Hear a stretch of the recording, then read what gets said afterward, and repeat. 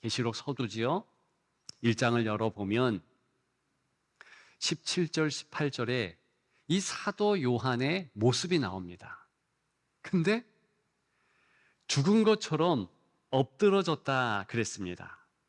물론 놀랍고 압도적인 예수님의 영광의 모습을 보았기 때문이기도 했습니다. 그러나 그것만으로는 그렇게 엎드러지고 죽을 것 같은 그런 모습을 취한다? 너무 이상한 겁니다. 왜냐하면 아무리 영광스러운 주님의 모습이라 할지라도 이 사도 요한은 예수님의 직계 제자였습니다. 사랑을 꽤나 받았던 그런 인물이었습니다. 얼마나 주님을 사모했겠습니까? 난관에 봉착한 사도 요한의 마음과 환경을 총체적으로 말하고 있는 광경이지요. 시대적으로는 그 유명한 도미티안의 박해가 거셌습니다. 그래서 목회하는 목회지에서 끌려 나와서 유배지 반모섬으로 옮겨진 터였습니다. 게다가 이미 사역에 지쳤고요, 삶에 지치기도 했습니다. 낙심하고 절망한 것이 분명한 이 요한에게 주님은 찾아오셨습니다. 말씀하셨지요? 두려워하지 말라. 나는 처음이요 마지막이니. 처음이요 마지막이다. 물론 그 인생 하나님이 시작하셨고 하나님이 책임져 주신다, 이런 의미도 있지만 낙심하고 절망하고 어려움에 처했다는 그 차원에서는 또 다른 해석도 가능합니다. 봐라, 내가 널 새롭게 하리라. 너를 바꾸어 주리라. 고쳐 주리라. 이렇게 말씀하고 계신다는 것입니다. 주님, 내 모든 것이 되어 주시옵소서. 다시 새 힘을 주옵소서. 다시 이길 수 있도록 힘 주시옵소서. 성경에 있지 않지만 분명 그 마음을 가졌고 그렇게 주님 앞에 온 마음으로 부르짖었을 것입니다. 그래서 주님이 교회를 향한 말씀, 사도 요한 자신을 위한 말씀, 그 말씀들을 쭉 하셨지요. 저는 오늘 말씀을 통하여서 그 사도 요한의 정황과 우리의 정황 생각해 보고자 합니다. 그리고 바로 그럴 때에 주께서 주시는 놀라운 새로운 능력 살펴보고자 합니다. 몇 가지 메시지가 있습니다. 오늘 본문 말씀을 통하여서 첫째는 예수님이 먼저 모든 것을 주셨다라는 사실, 두 번째, 사랑의 사도 요한이라 할지라도 가장 먼저 사랑을 점검해야 한다는 사실, 그리고 마지막 세 번째, 사랑의 처음 행위를 되찾는 것, 그것이 중요하다라는 사실입니다. 하나하나 살펴보겠습니다. 첫째, 예수님이 먼저 모든 것을 주셨다는 것입니다. 우리가 읽은 1절에 보면 에베소 교회의 사자에게 편지하라 그랬습니다. 지금 누가 누구에게 명령하고 있는 것입니까? 예수님께서 사도 요한에게 명령하고 있는 것입니다. 그런데 에베소 교회의 사자에게, 에베소 교회의 사자가 수신자라는 것을 가르쳐 주십니다. 근데 굉장히 이 부분이 이상합니다. 의아합니다. 왜 그러냐 하면 당시 에베소 교회의 사자, 그것은 계시록 1장 20절에 의하면 리더를 의미합니다. 목회자를 의미하고요. 그럼 누가 에베소 교회를 담당하고 있었는가? 교부들에 의하면, 초대교회 역사에 의하면 바로 사도 바울이었습니다. 에베소 교회는 정말 대단한 교회였습니다. 사도 바울이 개척했고요. 브리스길라, 아굴라, 아볼로, 디모데 같은 유력하고 유명한 이들이 목회했습니다. 말씀드렸듯이 긴 기간 사도 요한 자신이 사도로는 최초로 예루살렘을 떠나서 이 에베소 지역에서 목회를 했습니다. 나중 요한복음도 쓰고 그리고 요한계시록도 이곳에서 썼다, 그렇게 말해지고 있습니다. 여하간에 이런 중요하고 마음을 다했던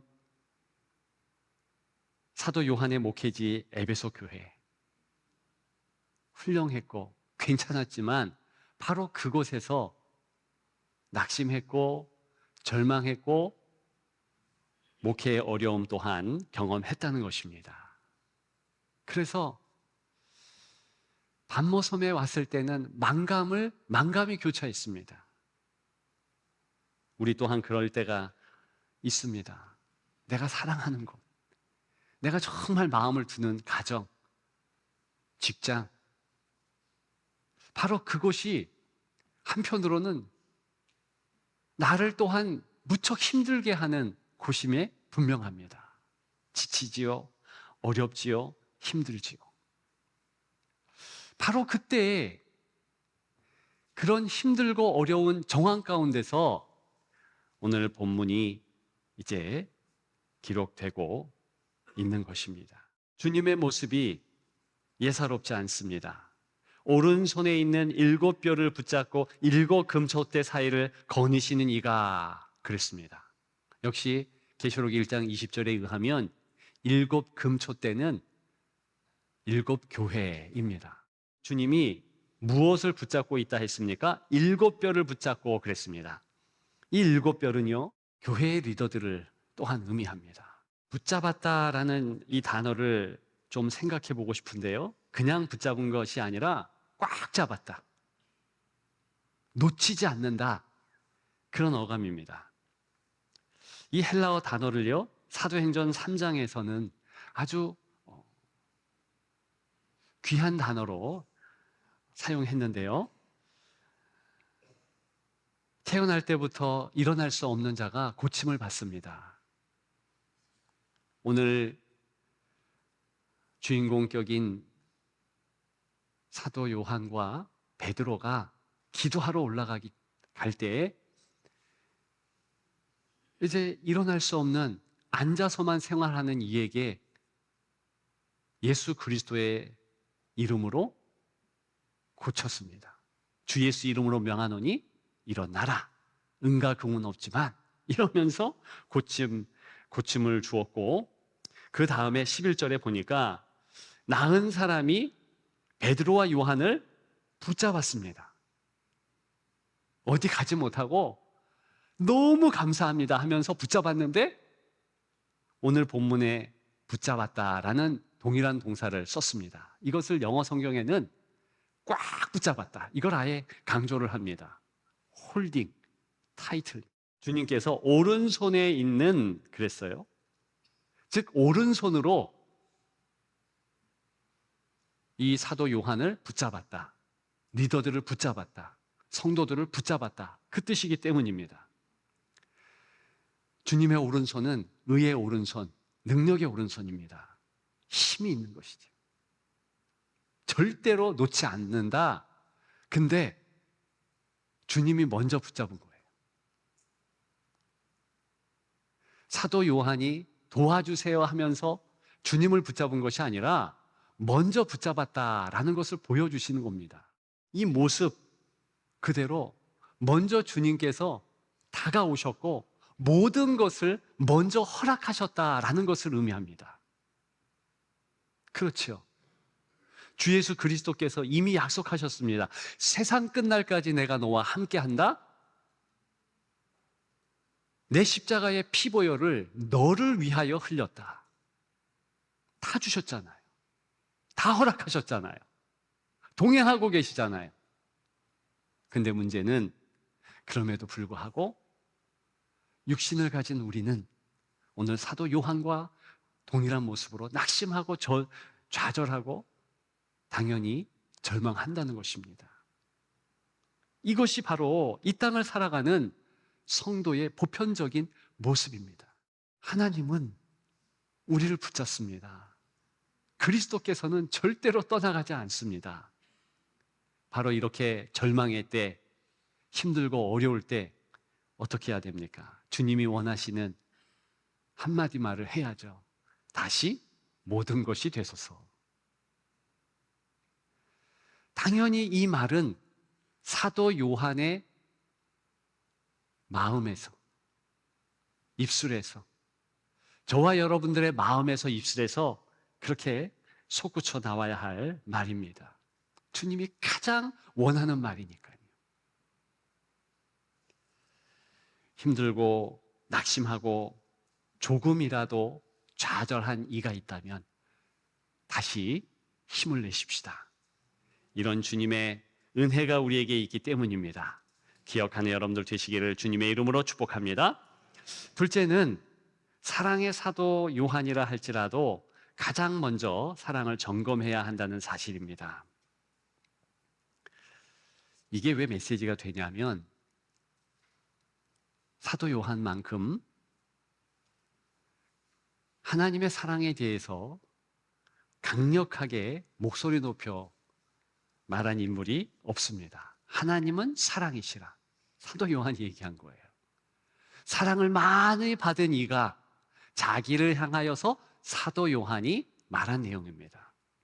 예수님의 사랑을 신약에서 가장 먼저 많이 경험하려면 요한복음, 요한 1, 2, 3서, 요한계시록을 봐라. 즉 요한의 저작들을 봐라. 이렇게 말할 정도로 사랑에 대하여서 많이 얘기한 인물입니다.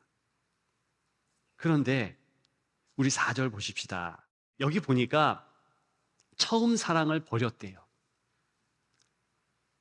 사랑의 사도가 처음 사랑을 버렸다? 너무 이상한 내용 아닙니까?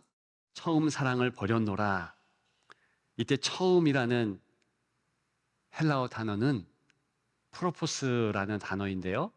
시간적으로 옛, 처음 그런 의미도 있지만 더 앞서서 더 큰 의미는요.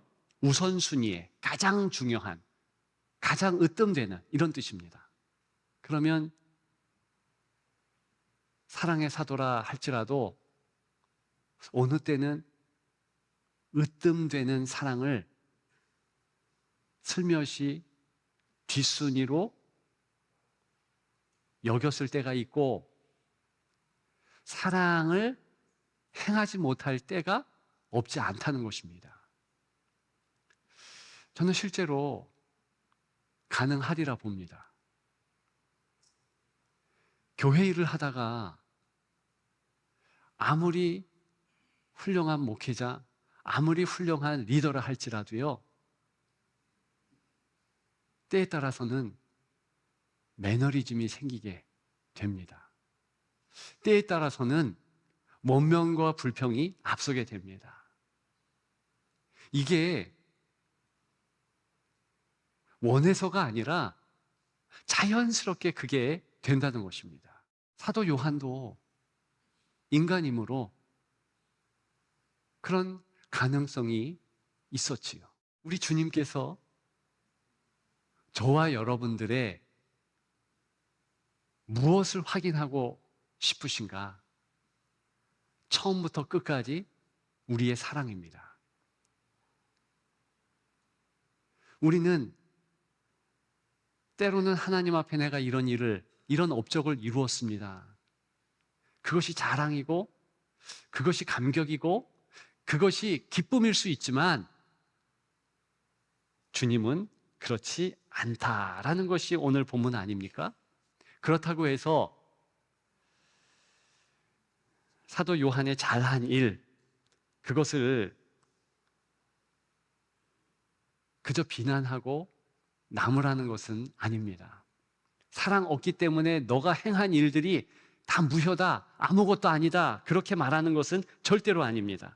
왜 그러냐 하면 2절에 내가 네 행위와 수고와 네 인내를 알고, 이 말을 보게 되면 행위라는 단어, 수고라는 단어, 인내라는 단어가요, 모두 대단한 단어들입니다. 먼저 행위라는 단어, 이 단어는요, 주로 복음서에서 예수님께서 하신 일, 하신 업적을 나타낼 때 주께서 큰 일을 하셨다, 그때 사용했던 단어입니다. 그리고 요한이 가장 즐겨 썼던 단어였습니다. 거기에 더해서 수고했다라는 것입니다. 이때 수고는요, 그냥 땀 흘리는 수고 정도가 아니에요. 피를 철철 흘리는 수고입니다. 예수님이 그런 수고를 겟세마네에서 하셨습니다. 우리를 위한, 인류를 위한 기도의 수고를 하셨잖아요. 거기에 버금할 만한 수고를 사도 요한이 했다, 주님이 인정하시는 겁니다. 왜? 피 흘리는 수고를 의미하는 단어니까요. 게다가요, 인내했다 그랬어요. 이 인내는요, 엄청나게 견딘 겁니다. 그리고 소망의 인내를 나타내요. 이 자체, 행위, 수고, 인내, 주님의 놀라운 인정, 너 대단하다, 그런 정서가 담겨져 있는 단어들이란 겁니다. 그래서 너 잘했다, 정말 잘했는데 한 가지 기억하자, 한 가지 좀 개선하자, 그 뜻으로 말하고 있는 것입니다. 우리가 어떤 일이 있다손 쳐도 그 일 때문에 내 사랑이 희석되고, 그것 때문에 남들을 향한 사랑, 자녀 세대를 향한 사랑, 뭐 이런 것들이 적어지지 않기를. 우리 가정에서도 마찬가지입니다. 마지막 세 번째, 처음 행위 중요하다는 것이죠. 자, 사랑을 집중하면 우리가 하나님 앞에서 실수하지 않습니다. 그러면 우리의 사랑을 어떻게 다시 한번 온전하게 만들 수 있을까? 생각하고 회개하여 처음 행위를 가지라. 우리가 사랑으로 행동했던 그 행동 아닙니까? 그 행동하기 전에 또 다른 행동을 먼저 해야 한다. 그것이 생각하고 회개하여, 즉 생각하라, 회개하라, 이 명령 아닙니까? 탕자가 아버지 집을 먼저 생각했고 일어나서 그것 때문에 돌이켜서 아버지 집을 향할 수 있었습니다. 그게 좀 이해가 될까요? 즉 나의 형편과 아버지 집에 있었던 그 형편을 교차 비교하는 겁니다. 우리의 현실로 보자면 내가 정말 하나님을 사랑했을 그때의 예배 드리는 것, 지금의 예배 생각해 보는 겁니다. 비교하는 겁니다. 근데 한 번 비교하고 한 번 생각하는 것이 아니라 계속 그렇게 하는 거예요. 우리가 살아가고 있는 이 신앙생활에 기준점이 있어야 된다는 겁니다. 그 기준점이 내가 최고로 하나님을 사랑했을 때, 내가 최고로 그 사랑으로 말미암아 형제 자매들을 섬겼을 때, 그때의 그 모습, 그게 기준점이 돼야 하고, 그것을 지금과 비교하면서 끊임없이 생각해야 한다는 것입니다. 그러면서 회개하라. 이 회개는요, 그저 우리 마음에 내가 잘못했다, 그런 느낌 정도가 아니에요. 완전 돌이킨다, 그런 뜻입니다. 태도와 행동을 바꾼다, 그런 의미를 갖고 있습니다. 우리가 인생을 살아가면서 우리 또한 그러한 아름다운 우리의 족적을 남겨야 되지 않겠습니까? 그러려면 행동하면 됩니다. 첫 행위. 내가 주님을 만나고 내가 주님의 은혜에 겨워서 어떤 예배를 드렸고 내가 어떻게 행동했는가 그것을 따라하는 겁니다. 저는 7월과 8월이 그런 행동 적기라 확신합니다. 자녀 세대에 수련회도 성경학교도 한번 이렇게 같이 오셔서 참여하십시오. 은근슬쩍 기도하십시오. 새벽 기도도 드려보십시오. 다시 깨셔서 집중하십시오. 반드시 하나님께서 역사하시고 인도해 주실 줄 믿습니다. 이제 우리 차례지요. 다시 모든 것이 되소서. 제 눈에 빛이 되시고 혀의 맛이 되시고 마음의 만족이 되시고 낮에 해가 되시고 식탁의 음식이 되시고 밤의 안식이 되시고 몸의 옷이 되옵소서. 어려울 때 모든 도움이 되옵소서. 이렇게 기도하시면서 7월과 8월 여러분들이 꼭 있어야 할 기도의 자리, 예배의 자리에 꼭 있는 그런 여러분들이 되기를 주님의 이름으로 축복합니다.